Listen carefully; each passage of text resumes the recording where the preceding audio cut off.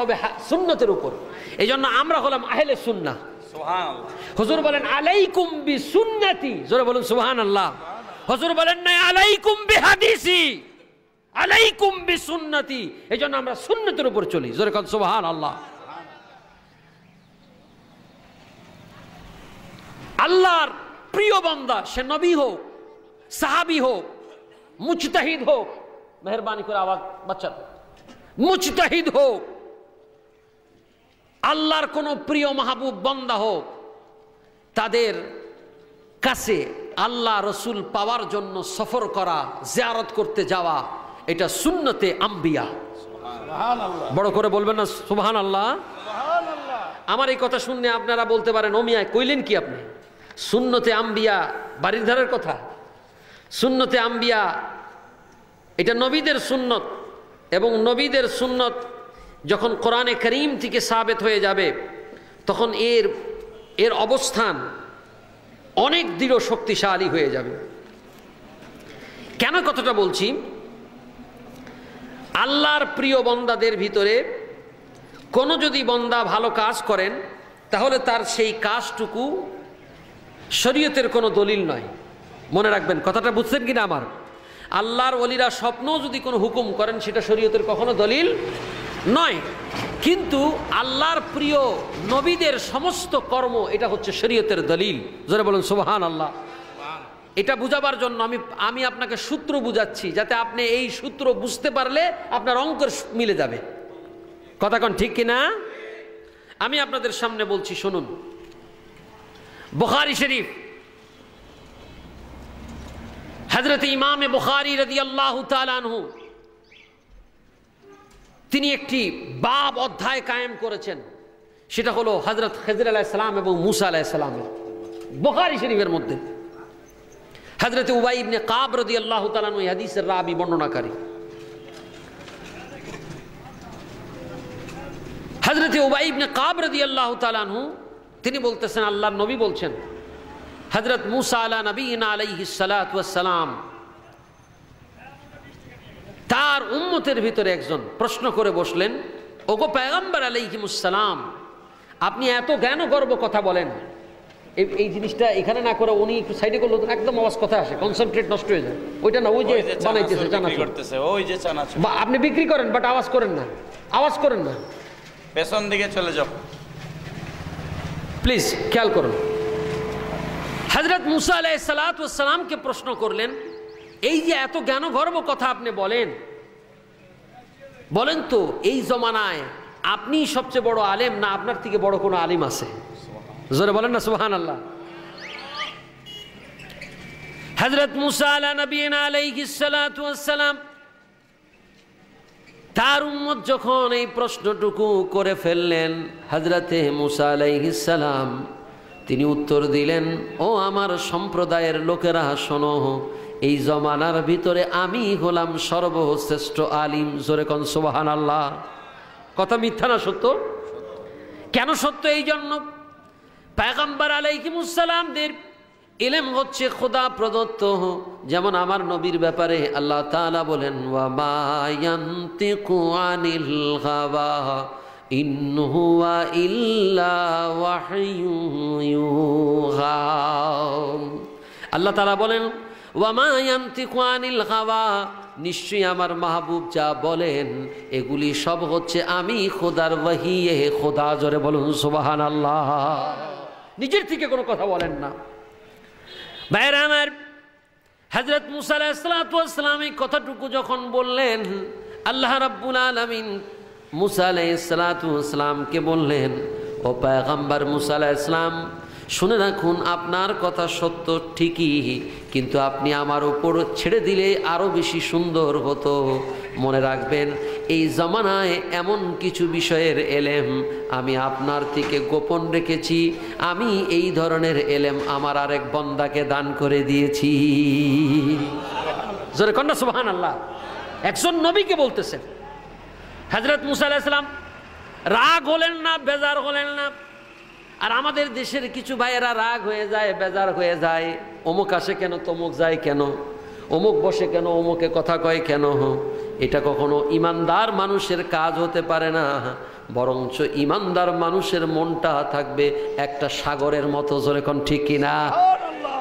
হযরত মুসা আলাইহিস সালাতু ওয়াস সালাম আল্লাহ রাব্বুল আলামিন বললেন, ওগো পয়গম্বর মুসা আলাইহিস সালাম, ভালো করে শুনুন, আমি এমন কিছু বিষয়ের এলেমকে গোপন রেখে দিয়েছি। আমি যাকে দান করেছি তিনি হচ্ছেন হযরতে খেজর আলাইহিস সালাম। জোরে কোন সুবহানাল্লাহ। হযরত মুসা আলাইহিস সালাম বলেন, মাবুদ কোথায় গেলে আমি তারে পাবো, কোথায় গেলে আমি তার ঠিকানাটা একটু আমারে দেন। হযরত মুসা আলাইহিস সালাম এই কথাটুকু যখন বললেন, আল্লাহ তাআলা কোরআনে কারীমে বলতেছেন, وَإِذْ قَالَ مُوسَى لِفَتَاهُ لَا أَبْرَحُ حَتَّى أَبْلُغَ مَجْمَعَ الْبَحْرَيْنِ أَوْ أَمْضِيَ حُقُوبًا। আল্লাহ রাব্বুল আলামিন বলেন, وَإِذْ قَالَ মুসা আলাইহিস সালাম বললেন, লিফাতাহু, তার খাদেম কি, লা আবরাহু হাত্তা আবলুগা মাজমাল বাহরাইন, যতক্ষণ পর্যন্ত দুইটি সমুদ্রের মিলন স্থলকে, আরবিতে কোরআনে কারীম তাকে মাজমাল বাহরাইন বলছে, এই দুটো সাগরের মিলন স্থল যতক্ষণ পর্যন্ত না পাবো, আও আমদিয়া হুকুবা, আর এটা যদি দিনের পর দিন হয়, মাসের পর মাস হয়, বছরের পর যদি বছর হয়ে যায়, তারপরও আমি হাঁটতেই থাকবো, আমি এটা খোঁজা পর্যন্ত আমি কখনো ক্লান্ত হব না। জোরে কোন সুবহানাল্লাহ। বুঝার জন্য বলছি, হযরত মুসা আলাইহিস সালাম বলেন, আল্লাহ কোথায় গেলে আমি হযরত খিজর আলাইহিস সালামকে পাবো, আমাকে একটু বলে দেন। আল্লাহ রাব্বুল আলামিন বললেন, ওগো পয়গম্বর মুসা আলাইহিস সালাম, আমার এই প্রিয় বান্দাকে তুমি গেলে পাবে দুটি সমুদ্রের মিলন স্থলে। যেরকম সুবহানাল্লাহ। কোথায়? মাজমা আল বাহরাইন। কোথায় পাবো? মাজমা আল বাহরাইন, দুটি সমুদ্র। ব্যাখ্যায় সামনে আসছি, এই দুই সমুদ্র দুনিয়াতে মেসালান শুধু বোঝানো হয়েছে আরব সাগর, পারস্য সাগর, কিন্তু এর আরেক অর্থ হলো শরীয়তের সাগর, মারেফতের সাগর। সুবহানাল্লাহ। বাবারা আমার, আল্লাহ রাব্বুল আলামিন বলে দিলেন মাজমা আল বাহরাইনের মধ্যে গেলে পাবা। হযরত মুসা আলাইহিস সালাম বলেন, আল্লাহ রে, মাজমা আল বাহরাইন খুঁজে পাবো কেমনে? বলে, একটা মাছ ভাজি করে না হই, মাছটাই তোমার নির্দেশনা দিয়ে দিবি। হযরত মুসা আলাইহিস সালাম চলে গেলেন বাজারে। ইউশা ইবনে নুন তার খাদেম রে পাঠায়া দিলেন, খাদেম যাও ভালো করে মাছ কিনে নিয়ে আসো। বড় একটা মাছ কিনলেন, সুন্দর করে ভাজি করলেন, সাথে রুটি নিলেন। রুটি না নিয়ে করবো কি, কারণ নদী আর ভাত খায় না মানুষ, সব রুটি খায়। রুটি আর মাছ নিয়ে নিলেন, ইউশা ইবনে নুনকে খাদেম বানায়া নিলেন, নিয়ে রওনা হয়ে গেলেন। হযরত মুসা আলাইহিস সালাম রওনা হলেন, বলেন তো দেখি কার জিয়ারতের জন্য? কথা কন না কেন? ওয়াজ শুনতেছেন না আওয়াজ শুনতেছেন? কি কন, ওয়াজ শুনেন নাকি? আমার কথা মনে রাখতে হবে মিয়া, মনে থাকবে তো আপনাদের? রাগ করেন না তো আপনারা? মুসা আলাইহিস সালাম কি ঘুরতে যাইতেছে? কার কাছে যাচ্ছে? এই পয়েন্ট মনে রাখবেন। আমার কথা মনে আছে তো? আমাদের দেশের যে সমস্ত কানা মৌলবীরা, কানা মৌলবী বুঝেন? যে মৌলবীর চোখ অন্ধ, কিছুই দেখে না, ও আরেকজনের উপর ভর করে চলে, আছে কি আছে না? ওর পুঁজি হইছে ওই সালাফি বাবার, ওর পুঁজি হচ্ছে সামান্য কিছু চটি বই। আল্লাহর কোরআনে কারীম থেকে গভীর রহস্য আবৃত্ত সেই জগৎ সম্পর্কে ইলমে মারফতের বিন্দু মাত্র জ্ঞান তাদের কাছে নেই। যেরকম ঠিক কিনা? দেখুন, আমি আগেই বলেছি, আল্লাহর প্রিয় বান্দাদের জিয়ারত করতে যাওয়া সুন্নতে আম্বিয়া, মনে আছে আপনাদের? সেই প্রমাণটা আমি আপনাদের সামনে দিচ্ছি। খিজর আলাইহিস সালামকে পাঠাইলেন না, মুসা আলাইহিস সালামকে পাঠাইলেন। কারণ কি? এই জন্য আল্লাহ তাআলার সেই এলিম আছে যে আমার কিছু বান্দরামিওয়ালা বান্দা হবে, যারা এগুলি নবী এবং ওলিদের বিরুদ্ধে জিয়ারত করাকে বিরোধিতা করবে, তাদের জবাব দেওয়ার জন্য আল্লাহ তাআলা তৈরি করলেন। খিজর আলাইহিস সালামকে যদি পাঠাইতেন তাহলে দলিল হতো না, কিন্তু মুসা আলাইহিস সালামকে পাঠায় আল্লাহ দলিল করে দিলেন। জোরে কোন সুবহানাল্লাহ। আল্লাহর প্রিয় নবী হযরত মুসা আলা নবিয়িনা আলাইহিস সালাম, তিনি রওনা হয়েছেন হযরত খিজর আলাইহিস সালামের দিদারের জন্য। জোরে কোন সুবহানাল্লাহ। সেরে কইছে হ্যাঁ শিরক হইছে? এই মৌলবী মুসা আলাইহিস সালাম শিরক ফতোয়া দাও দেখি। আল্লাহর ফতোয়া দাও, আল্লাহই তো সব কইতেছে। সুতরাং আকীদা সাফ করে নেন।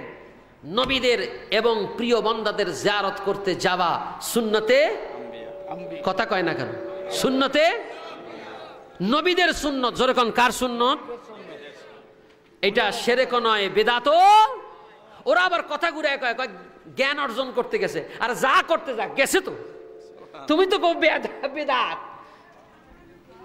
শোনো কোরআন থেকে, হযরত মুসা আলাইহিস সালাম মাছ ভাজি করে রওনা হয়ে গেলেন।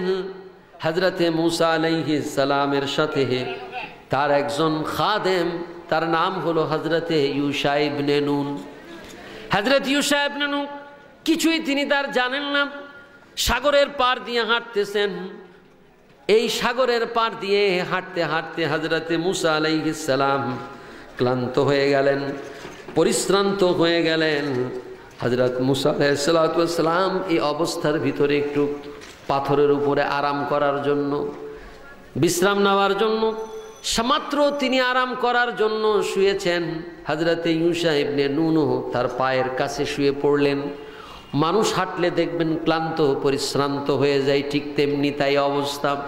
হযরত মুসা আলাইহিস সালাম হঠাৎ করে ঘুমিয়ে পড়েছেন, ক্লান্ত পরিশ্রান্ত হয়ে পাথরের উপরে।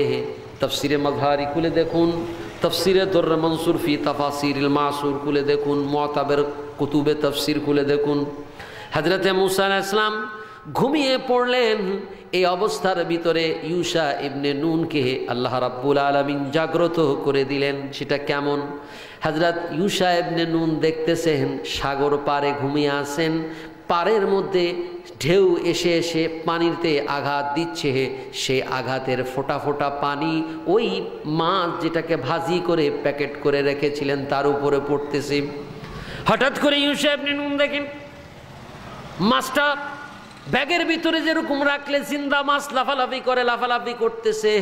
তিনি ভাবলেন সাগরের কোনো মাছ মনে হয় আমার ব্যাগের ভিতরে ঢুকে গেছে।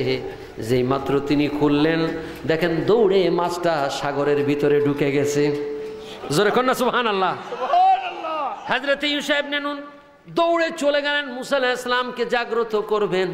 হঠাৎ করে তার মনে পড়ে গেল সেই কথা, একবার মালাকাল মউত হযরতে মুসা আলা নবীনা আলাইহিস সালামের কাছে আসছিলেন। এসে বললেন, ওগো পয়গম্বর মুসা আলাইহিস সালাম তাড়াতাড়ি জানটা দেন নিয়ে যাব। মুসা আলাইহিস সালাম রাগ করে এক থাপ্পড় মেরে দিয়েছে। বুখারী শরীফের মধ্যে আছে, টিকা টিপ্পণ, ছোট ছোট প্রশ্ন। চোখ খুলে মালাকাল মউতের চোখ খুলে দিছে। মালাকাল মউতকে আল্লাহ কার কাছে পাঠাইছেন? আমি জান কবজ করি, আমারই জান কবজের কায়দা হয়ে গেছে।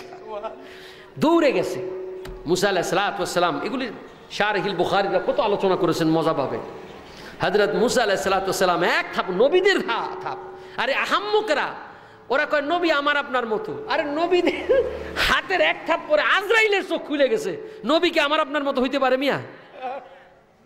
এই ছাগলগুলো কিচ্ছু বুঝে না। আচ্ছা কন্ত পিয়ন কি ডিসির মতো হয়? কথা কয় না কেন? পিয়নের দুই হাত নাই? ডিসির দুই হাত আছে না? যদি কয় ডিসি আর পিয়ন তোমরা তো বরাবর, কন্ত চাকরি থাকবে? ও বাবা, দুনিয়ায় যদি ডিসিরে পিয়নের বরাবর করলে চাকরি থাকে না, তো নবীরে উম্মতের বরাবর করলে ঈমান থাকে? আস্তে আস্তে কয়েকজনে কয়, আরেকজনে কয় থাকতেও পারে। ও মিয়া, নবীর সাথে যদি কেউ কোনোভাবে কাউকে মিলায় ঈমান থাকতে পারে? আল্লাহ তাআলা নবীর স্ত্রীদের ব্যাপারে বলছেন, ইয়া নিসাআন নবিয়্যি লাস্তুন্না কাহাদিম মিনান নিসাই। ওগো নবীর স্ত্রীগণ, আপনারা দুনিয়াতে অন্য কোনো নারীদের মতো নয়। কারণ কি? কারণ আমার নবীর জাওজাতিয়ার আসার কারণে মাকাম তাদের উঁচু হয়ে গেছে। হযরত ইউশা ইবনে নুন সেই কথা মনে পড়ে গেল। হযরত মুসা আলাইহিস সালাম রাগ হয়ে গিয়েছিলেন, বড় গরম মেজাজের আল্লাহর একজন প্রিয় নবী ছিলেন। হযরত মুসা আলাইহিস সালাম মালাকাল মউত আজরাইল, ইব্রানি ভাষায় এটাকে আজরাইল বলা হয়, আরবি ভাষায় মালাকাল মউত বলা হয়। একটা থাপ্পড় দিয়েছিলেন, চোখের মনি চোখ থেকে কোটর থেকে বের হয়ে গেছে। এই দৃশ্যের কথা মনে পড়ে গেল ইউশা ইবনে নুনের। ইউশা ইবনে নুন ভাবলেন, এই কাঁচা ঘুম যদি ভাঙাই আমারে মায়ের একটা দিলে জান মনে হয় আর থাকবে না, যেরকম ঠিক কিনা? কাঁচা ঘুম ভাঙলে খুব ভালো লাগে নাকি? হ্যাঁ, কথা কয় না কেন? রংপুরের লোককে আমার ভাষা বুঝে না নাকি? তো কথা কয় না কেন? নাকি মায়ের আওয়াজ হয় না কেন? বাবা আমার হযরত ইউসা ইবনে নুন তিনি আর একটা কদম অগ্রসর না হয়ে অপেক্ষা করতে লাগলেন। আল্লাহ রাব্বুল আলামিনের পয়গম্বর হযরত মুসা আলাইহিস সালাম তিনি উঠলেন, তিনি উঠে ওযু করলেন, নামাজ আদায় করলেন। এটা নবীদের একটি বড় সুন্নত। আলা হযরত আজিমুল বারাকাত শাহ মাওলানা আহমদ রাজা খাঁ ফাজলে বেরেলী শামে শবিস্তানে রাজায় লিখেছেন, ওযু অবস্থায় থাকলে অনেক রকমের আল্লাহ রাব্বুল আলামিন নেগাহ কারাম করেন, দয়া বর্ষণ করেন। তার মধ্যে অন্যতম একটি হচ্ছে বড় সড় আপদ বিপদ থেকে বান্দাকে হেফাজত করে দেয়। সুবহানাল্লাহ। মান তাবাদ্দাব ফাহসানাল উযুয়া ফাখরাজাত খাতায়া মিন জাসাদিহি। আল্লাহ তাআলার হাবিব ইরশাদ করেন, কেউ যদি উত্তমভাবে ওযু করে, আল্লাহ পাক ওযু করার বিনিময়ে পানিগুলো যখন শরীর থেকে, হাত থেকে, মুখ থেকে টপ টপ করে পড়তে থাকে, হুজুর বলেন মান যে বেশি ভালো করে ওযু করলো, খারাজা খাতায়া মিন জাসাদিহি, তার শরীর থেকে গুনাহগুলো ঝরে ঝরে পড়ে যায়। গুনাহে সগীরা, ছোট ছোট গুনাহগুলো পড়ে যায়। হযরত মুসা আলাইহিস সালাম তিনি জাগ্রত করলেন, ওযু করলেন, নামাজ পড়লেন, ইউসা ইবনে নুনকে নিয়ে রওনা হয়ে গেলেন। কিছু দূর যাওয়ার পর হযরত ইউসা ইবনে নুন তাকে ডেকে বলতেছেন, ওরে ইউসা ইবনে নুন, ক্ষুধা লেগে গেছে, মাছ আর ওই রুটিটা বের করো, এটা খাবো, এটা খেয়ে আমি আবার একটু লম্বা রওনা হবো। লাগবে না। হযরত মুসা আলাইহিস সালাতু ওয়াস সালাম বলতেছেন, আমাকে মাছ এবং রুটি এনে দাও। হযরতে মুসা আলাইহিস সালাতু ওয়াস সালাম এই কথাটুকু যখন বললেন, ইউসা ইবনে নুন বলতেছেন, হুজুর গো, আপনার মাছ তো সাগরের ভিতরে দৌড় দিছে। সুবহানাল্লাহ। আমারে কও না কেন? হুজুর কমু কেমনে? মালাকাল মৌতে যে থাপ্পড় দিছেন ওই কথা এখনো মনে আছে। ঘুম যদি ভাঙায় আর যদি মেজাজ গরম হয়ে যায় তাহলে অবস্থা হবে কি? হযরত মুসা আলাইহিস সালাম আপনারা দেখবেন মরুভূমির ভিতরে কি সুন্দর করে দেখবেন, যখন কেউ হাঁটে পায়ের একটা ছাপ বালুর উপরে পড়ে যায়, যায় কি যায় না? ঠিক মুসা আলাইহিস সালাম সেই পায়ের ছাপ ধরে ধরে পেছনে আসা শুরু করলেন। আস্তে আস্তে হযরত মুসা আলাইহিস সালাম সে জায়গার মধ্যে যখন বসলেন, বসার পর তিনি দেখতেছেন মাছটা যেখান দিয়ে দৌড়ে গেছে ওই সাগরের ভিতর অবস্থা কি হয়েছে। আল্লাহ রাব্বুল আলামিন কোরআনে কারীমের মধ্যে বলতেছেন, ফাআত্তাখাযা সাবিলাহু ফিল বাহরি সারাবা। হযরত মুসা আলাইহিস সালাতু ওয়াস সালাম কি দেখলেন? আমার মাবুদ বলতেছেন, হযরত মুসা আলাইহিস সালাম দেখতেছেন ওই সাগরের ভিতরে একটা এশিয়ান হাইওয়ে রোডের মতো রাস্তা হয়ে গেছে। ফাত্তাখাযা সাবিলাহু ফিল বাহরে, বাহার মানে কি? সাগর। সাগরের ভিতরে কি হয়ে গেছে? রাস্তা হয়ে গেছে। হযরত মুসা আলাইহিস সালাম ভিতরে ঢুকলেন। ভিতরে ঢুকার পর হযরতে মুসা আলাইহিস সালাতু ওয়াস সালাম এবার তখন যখন তিনি ভিতরে ঢুকলেন, ঢুকার পর হযরত মুসা আলাইহিস সালাতু ওয়াস সালাম দেখতেছেন আল্লাহর একজন বান্দা শুয়ে আছে। যেরকম সুবহানাল্লাহ। হযরত মুসা আলাইহিস সালাতু ওয়াস সালাম আশ্চর্যের বিষয়, সাগরের ভিতরে আল্লাহ টানেল বানায় দিয়েছে, তার ভিতরে দিয়ে তিনি যাচ্ছেন। হযরত মুসা আলাইহিস সালাম ভিতরে ঢুকলেন। ঢুকার পর হযরতে মুসা আলাইহিস সালাতু ওয়াস সালাম ভিতরে ঢুকলেন। ঢুকার পর হযরত মুসা আলাইহিস সালাতু ওয়াস সালাম দেখলেন আল্লাহর একজন বান্দা শুয়ে আছেন। শরীরের উপরে তিনি সাদা একখানা কাপড় আবৃত করে শুয়ে আছেন। হযরত মুসা আলাইহিস সালাম যে সালাম দিলেন, আসসালামু আলাইকুম, তিনি মাথার কাপড়টা সরাইয়া বলেন, মান আনতা, কে তুমি? এদেশের মানুষ কি সালাম কালাম জানে কিনা? তুমি কে একটু বলো। বলল, হুজুর আমার নাম হলো, আমি হলাম মুসা ইবনে ইমরান। যেরকম সুবহানাল্লাহ। তিনি ওয়ালাইকুম আসসালাম বলে উঠলেন। এবার এই যেই বান্দাটার সাথে তিনি দেখা করলেন, দেখা হয়ে গেল, এই বান্দাটাকে আল্লাহ তাআলা কোরআনে কারীমে বলছেন فوجد عبدا من عبادنا آتيناه رحمة من عندنا وعلمناه من لدنا علما জোরে কোন সুবহানাল্লাহ। ও বাবা, এখানে ওলি আল্লাহদের বিশাল আলোচনা রয়ে গেছে। আল্লাহ তাআলা বলতেছেন ফাওয়াজাদা আবদাম মিন ইবাদিনা, আমার এরকম বান্দা থেকে এমন একজন বান্দার দিদার পাইল। আল্লাহ প্রথমেই বলে দিয়েছেন ফাওয়াজাদা আবদাম মিন ইবাদিনা, মিন মানে হইতে, এমন বান্দাদের মধ্যে হইতে একজন বান্দার দিদার পাইছে। জোরে কোন সুবহানাল্লাহ। তাহলে বোঝা গেল এরকম মাকামের আরো বান্দা আছে। জোরে কোন সুবহানাল্লাহ।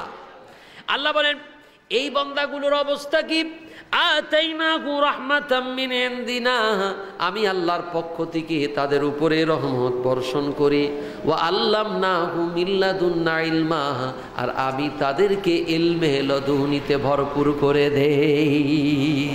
বড় করে বলবেন না সুবহানাল্লাহ মিয়া। ও বাবা, আল্লাহর ওলিরা স্কুল কলেজ ইউনিভার্সিটিতে তাফসীর হাদিস ফিকহ পড়ে, কিন্তু কলবি ইলম শিখে কোথায় শিখে? খানকার মধ্যে। জোরে কোন সুবহানাল্লাহ। আছে কি আছে না বাবা? ও বাবা, খানকার মধ্যে না কোনো বাবা আমার হযরত মুসা আলাইহিস সালাতু ওয়াস সালাম যেই বান্দার সাথে দেখা হয়ে গেল, সে বান্দাটা কেমন তিনি তার পরিচয় দিচ্ছেন। এটা এমন একটা বান্দা যার উপরে আল্লাহ রাব্বুল আলামিন রহমত করেন, অর্থাৎ আল্লাহর প্রিয় বান্দা যিনি হয়ে যান তার উপরে আল্লাহর রহমত হয়। আল্লাহ কোরআনে কারীমের অন্য আয়াতে বলেন ইন্না রাহমাতাল্লাহি করিবুম মিনাল মুহসিনিন। জোরে কোন সুবহানাল্লাহ। আমার মুহসিনিন বান্দার প্রতি আমার রহমত তাদের নিকটে। জোরে কোন সুবহানাল্লাহ। এখানে মুসা আলাইহিস সালাতু ওয়াস সালাম কি বর্ণনা করলেন?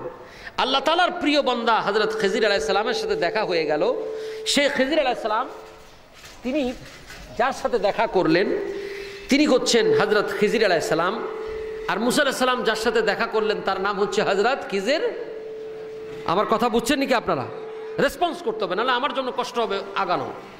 হযরত মুসা আলাইহিস সালাম যার সাথে দেখা করলেন খিজির আলাইহিস সালাম। আর এই খিজির আলাইহিস সালাম কোন ক্যাটাগরির বান্দা আল্লাহ কোরআনে নিজে বলতেছেন। এক নম্বরে হচ্ছে আল্লাহ তার পরিচয় দিলেন যে এমন বান্দা আল্লাহর অনেক আছে, তার মধ্যে সে একজন। আর এই বান্দার প্রতি আল্লাহ তাআলা বলেন আতাইনাহু রাহমাতান, আমি আল্লাহর পক্ষ থেকে রহমত নাজিল হয়। তাফসীরের মধ্যে আসছে যে রহমতের মানা কি? রহমতের অর্থ হচ্ছে আয় কামেলে বেলায়াত তাকে দান করা হয়। কামেলে বেলায়াত কি?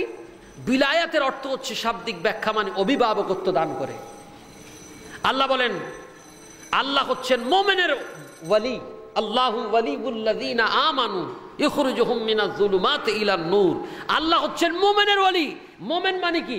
এখানে মুমিনের মানে আল্লাহর ওলিদের অভিভাবক হচ্ছেন আল্লাহ। জোরে কোন সুবহানাল্লাহ। এই জন্য ওলিদের বিলায়াত অভিভাবকত্ব আল্লাহ তাআলা এখানে আলোচনা করলেন। এখানে কথা না বললেই নয়, বুঝাবার জন্য। আমাদের দেশের একটি শ্রেণী আছে যারা পীর আউলিয়াদের বেলায়াতকে অস্বীকার করে। আছে কি আছে না? কয় পীরের কাছে কি আছে? পীরের কাছে ওই জিনিস আছে যেই জিনিস আল্লাহ রাব্বুল আলামিন আছে বলে কোরআনে সূরা কাহফে বলে দিছে। যেরকম ঠিক কিনা? বিলায়াতটা কেমনে হাসিল হয় এটা সম্পর্কে বলা। দেখো তো মিন রাহমাতিল্লাহ বলা হচ্ছে, আমি আল্লাহর পক্ষ থেকে তারপর রহমত নাজিল হয়। এটা ইয়ানে বিলায়াত, এটা নবুয়ত নয়। আল্লাহ তাআলা নবুয়তকে আমার নবীর মাধ্যমে শেষ করে দিলেন। আমার নবী হলেন নবী আখিরুজ জামা, আমার নবী হলেন শেষ নবী। যেরকম ঠিক কিনা? আমাদের নবীর পরে আর কোন নবী আসবে? কিন্তু নবীর এই মিশনের কাজ কারা চালাবে? চালাবেন আল্লাহর মাহবুব ওলিরা। যেরকম সুবহানাল্লাহ। এই জন্য আল্লাহ তাআলা উন্মুক্ত করে দিলেন আল্লাহর ওলিদের বিলায়াত। এই বিলায়াত কিভাবে অর্জন হয়? এটা কি বিলায়াত এমন জিনিস যে গোটা কোরআন শরীফ মুখস্থ করতে করতেই বেলায়েত পাওয়া যায়? গোটা মানুষ সারা জীবনের জন্য কিতাব পড়তে পড়তে পড়তে মাদ্রাসায় পড়াইতে পড়াইতে ওলি হয়ে যায়? শুনতে এটা কি নাকি? না না না না। আল্লাহর প্রিয় বান্দাদের ওলি হওয়ার জন্য ক্যাটেগরিক্যালি প্রাথমিক অবস্থায় দুইটা জিনিস লাগে। কয়টা জিনিস? জোরে কোন কয়টা জিনিস? একটি কি? একটি হচ্ছে ঈমান, আর একটা নাম তাকওয়া। একটি কি লাগে? ঈমান, আর একটা তাকওয়া। মানে কি? খোদাভীতি। নাম কি? খোদাভীতি। বাবারে আমার, কোরআনে কারীম বলছি, আলা ইন্না আউলিয়া আল্লাহি লা খাউফুন আলাইহিম ওয়ালা হুম ইয়াহজানুন আল্লাযীনা আমানু ওয়া কানু ইয়াত্তাকুন। জোরে বলুন সুবহানাল্লাহ। সাধারণ মানুষের জন্য ওলি হওয়ার জন্য টাইটেল পাস করা শর্ত নয়। সাধারণ কোনো মানুষের জন্য ওলি হওয়ার জন্য কোনো ব্যাপার না। আমি ক্লারিফিকেশনগুলো